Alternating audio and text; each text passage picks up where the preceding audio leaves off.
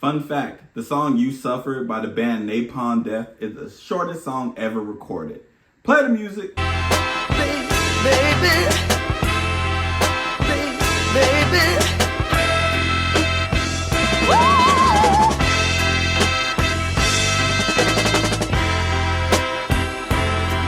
Welcome to Open M.I.C. I'm your host, Jamal Raheem. Now, you can get this good old podcast wherever you find podcasts. Like, share, subscribe, all that type of stuff, unless you are a hater. Now, on this episode, I'm going to pay respect to 3 artists that I think need more love.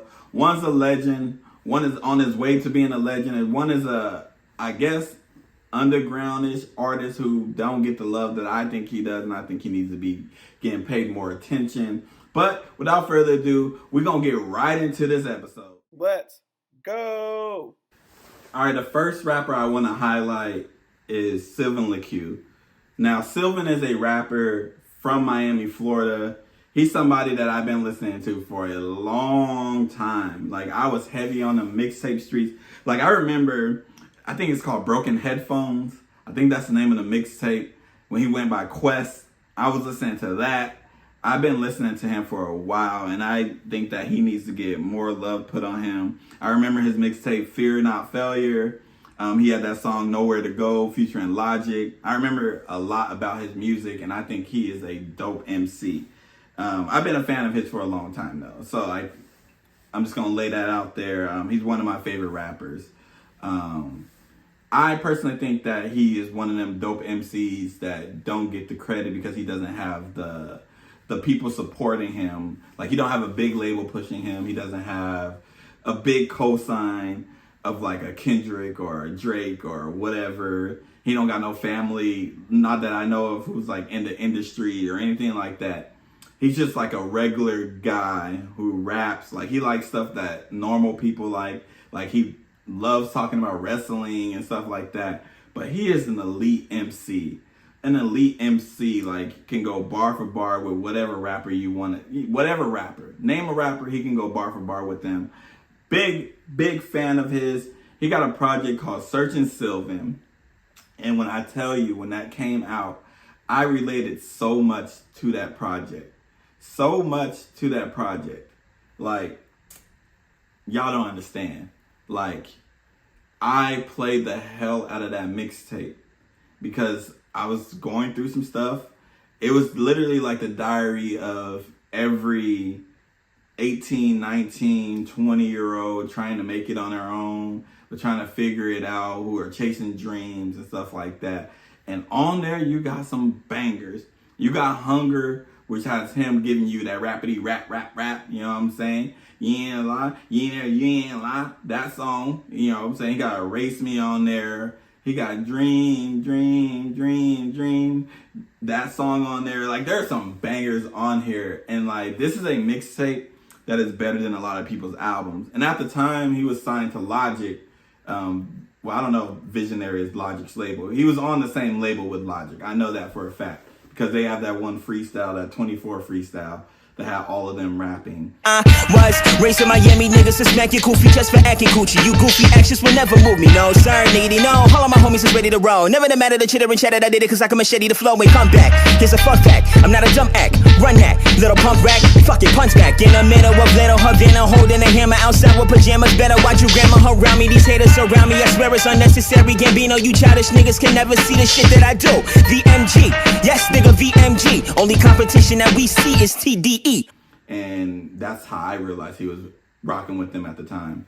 And he dropped that project, Searching Sylvan, and I thought he was going to take off. I was like, oh, he gonna be on Double XL. He gonna be out of here. You know what I'm saying? Like, I'm a big fan of his, but that was the project I was like, yes, I'm glad he got that look. I'm glad he about to take off. But I don't know what happened in between all that time. Label politics and stuff like that, him wanting to be on his own. So you saw him depart from that label, but he still was dropping little singles here and there. He dropped Far From Familiar, which I'm going to pre-order when I get paid on the first. Matter of fact, by the time this come out, I probably would already pre-order the album. Like, he was giving you them projects though. That's the point I'm saying. he got songs that were just like, I was like, all right, you about to take off, And even Far From Familiar, while I don't think it's as good as Search and Sylvan, it had its moments where I was like, all right, you about to take off. You about to take off. But the thing that really took him off for me, what made me be like, this guy, he gets it. He gets it. And I related so much to was his apologies in advance. That album right there was phenomenal. Perfection. 10 out of 10. The album is so good. I bought 2 copies of it on vinyl. 2 copies. You know what I'm saying? I also got Search and Sylvan on vinyl. I should grab them to show you. Matter of fact, I'm gonna grab them. I'm gonna show y'all. For the people who are listening, I went and grabbed the vinyl. So I'm going to talk about me grabbing the vinyl and everything, but obviously y'all can't see it. But that's just what's happening. All right, let's get back to it. All right, look, I had to go grab them, so I didn't want y'all to think I'm just talking. Like I really rocks with these people that I say I rock with. You feel me? And this album, apologies in advance. This album really meant a lot to me. Like, I was going through a lot of things in my life, and this seems like he was just talking to me. You know what I'm saying? This album has him going through like the stages. It's set up in like an AA, like Alcoholic Anonymous.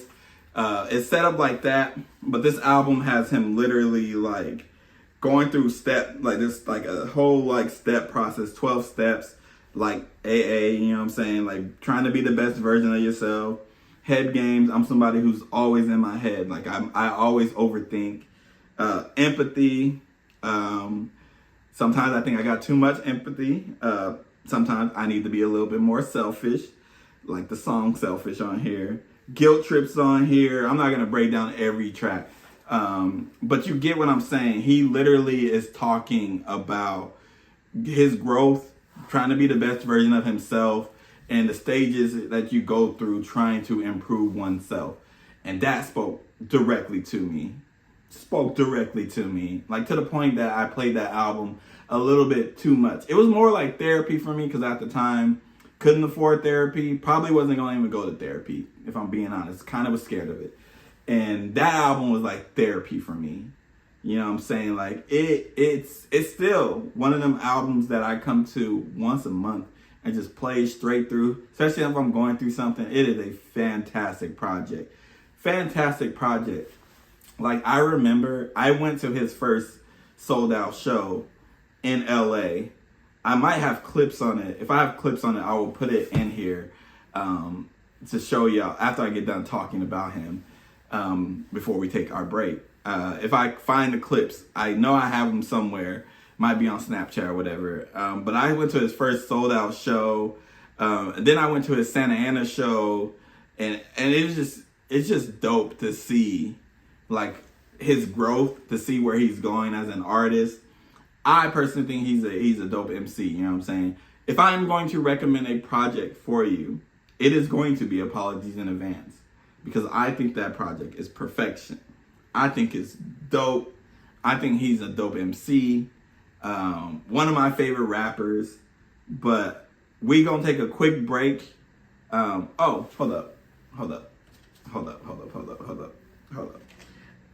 If I'm going to recommend a song, Hunger for you people who like the rapidy rap, COT Dreams for people who like the chill vibes. I recommend the whole Apologies in Advance though. I wrote stuff down. I wanted to get it out and say it because why waste my time writing it down if y'all not gonna hear it? You feel me? But we're gonna take a break now. We're actually going to take a break, and we're going to talk about another MC who I think needs more love.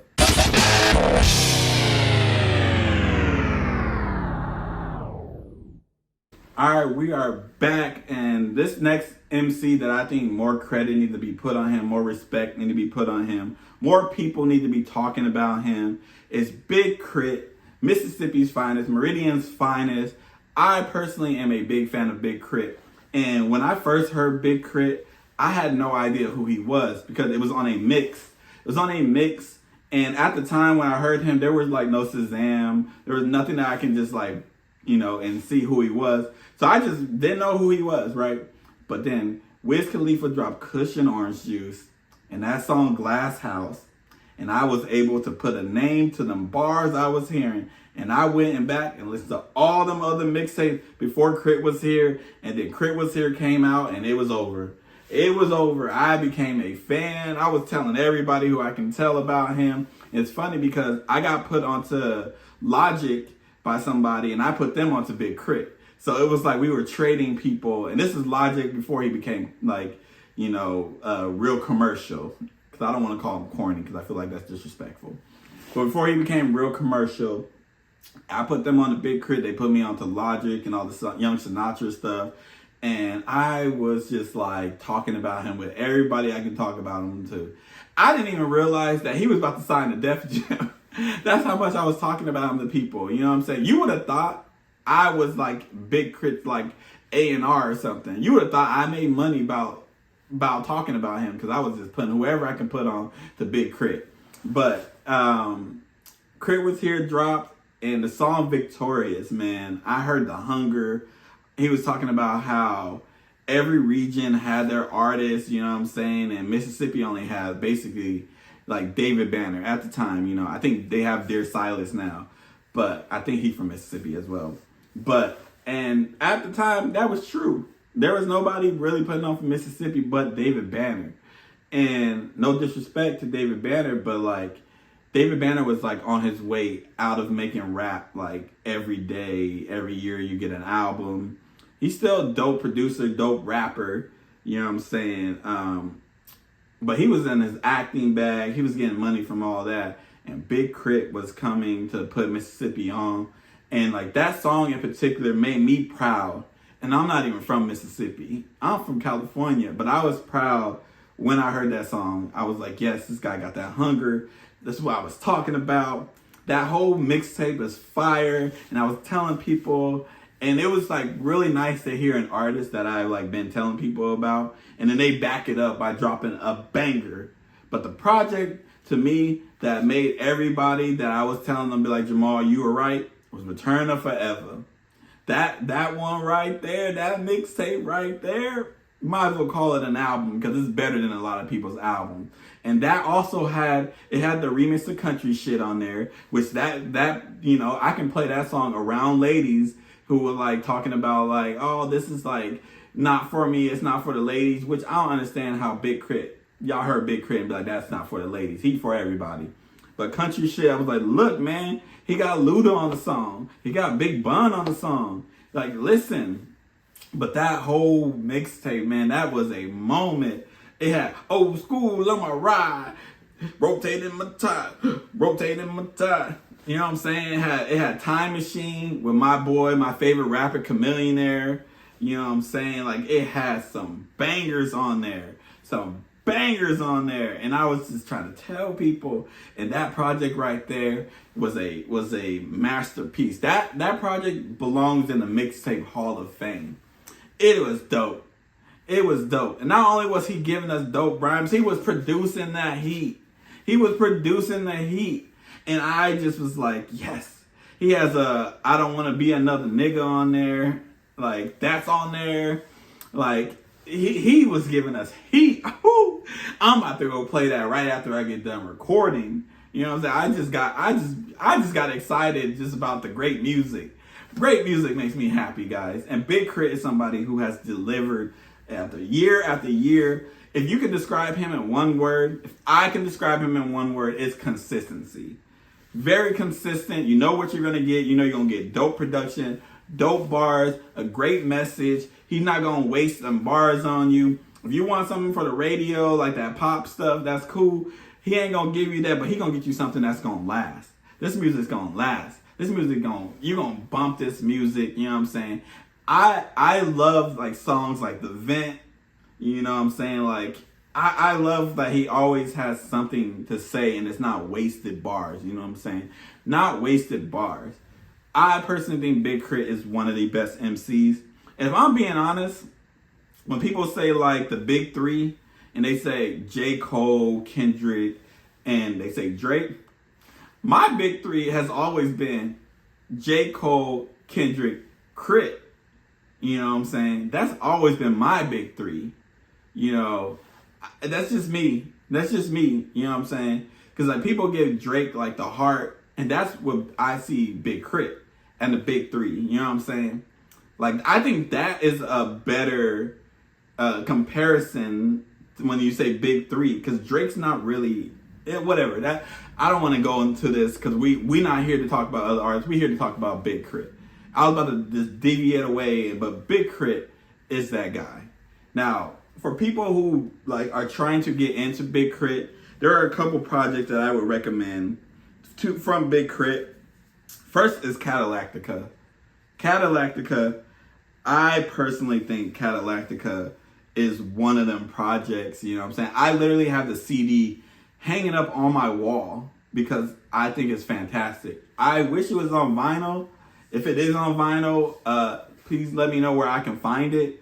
But if I had to recommend a couple projects, Cadillactica and Forever is a Mighty Long Time, those two projects are the ones I would recommend to people. Forever is a Mighty Long Time might be my favorite Big Crit album. Ooh, I don't know. I go back and forth between that one and Cadillactica. But Forever is a Mighty Long Time got like Bury Me in Gold, Mixed Messages is on there, I think. Like, it got songs that have been in my rotation since the album came out. You know what I'm saying? So, woo! It's like choosing like your favorite kid, you know what I'm saying? I don't got no kids, but you know, that's what it's like, you know what I'm saying? Like, they both fire. They both fire. Like, Big Crit has also, before I like move off and go to like a break, he has also went bar for bar with some of your favorite rappers. Listen to One Train and tell me who got the best verse on that song. And that song got Kendrick, A$AP Rocky, Joey Badass is on there, Action Bronson's on there, Danny Brown's on there. Tell me who got the best verse on that song. Tell me. Because if you say anybody other than Big Crit, you riding. You riding. You're glazing. Big Crit got the best verse on that song. And it ain't even close. It ain't even close. No disrespect to those MCs. It ain't even close. Not only is he going bar for bar with your favorite rapper, he's producing for your favorite rapper. Matter of fact, he's produced for my favorite rapper, Chameleonaire. He's produced for him. He's produced for Lil Kiki. He produced for Bun B, Ross, T.I. He's produced for everybody. Like, he's a great rapper, great producer. He's just an overall dope artist. I think Big Crit don't get the love. And over here on Open M.I.C by me, Jamal Radio Raheem, he's going to always get the respect I think he deserves. Shout out to Big Crit for being one of them dope MCs and for being consistently great. I done seen you perform a couple times. Matter of fact, I saw Big Crit, and this is when I was dating my ex, and I took her to Big Crit, and he had BJ Chicago Kid open up for him. And that night, I saw somebody become a Big Crit fan. And I love that. I love when that type of stuff happens. Who don't love moments like that? You know what I'm saying? And shout out to BJ Chicago Kid, because he was singing his ass off that night. But we're going to take one last break. Then we're going to give it to one artist that don't really need no explanation, but people need to like talk about him more, in my opinion. Stay tuned. This last person, he is a legend. A lot of people have talked about his greatness, but I want more people to talk about his greatness. And we are talking about no other than Queens native Q-Tip. Q-Tip, to me, is one of the most important people to ever grace hip-hop. If I had to do like my top 10 most important people in hip-hop, Q-Tip is on there. To me, him and Trap Called Quest, they birthed alternative hip-hop. And I know there's people like De La and all them that was doing it. But to me, it's Tribe, it's really Q-Tip with his production and everything. They are the birth of alternative hip-hop. And when I define alternative hip-hop, that's like J. Cole, Kendrick, that type of music, you know what I'm saying? I say without Q-Tip, that stuff don't even exist. It don't even exist. because he was giving us like these jazzy soul samples and all that type of stuff. And he was putting me onto a lot of stuff, number one. And I became a fan. Low End Theory is my favorite album of all time, so I'm not going to act like I'm not biased. But Q-Tip, his ear, his lyrics, everything, man, that man is dope. That man is dope. And I don't think enough credit gets put on him. And I know a lot of people talk about the greatness of Tribe Called Quest. Rightfully so. Rightfully so. But like, they need to be in like conversations of like bigger conversations. Q-Tip need to be in bigger conversations. Like the way that people talk about Kanye West, I think we need to talk about Q-Tip that way. Because that's how I view Q-Tip. I view him like that. And I know a lot of people don't give him that credit, but the man has an ear, man, and his lyrics. He has produced some of the best beats, you know what I'm saying? He has rapped some of the best bars. He's been consistent. You can't tell the story of hip hop without Q-Tip. You can tell the story of hip hop without a lot of people.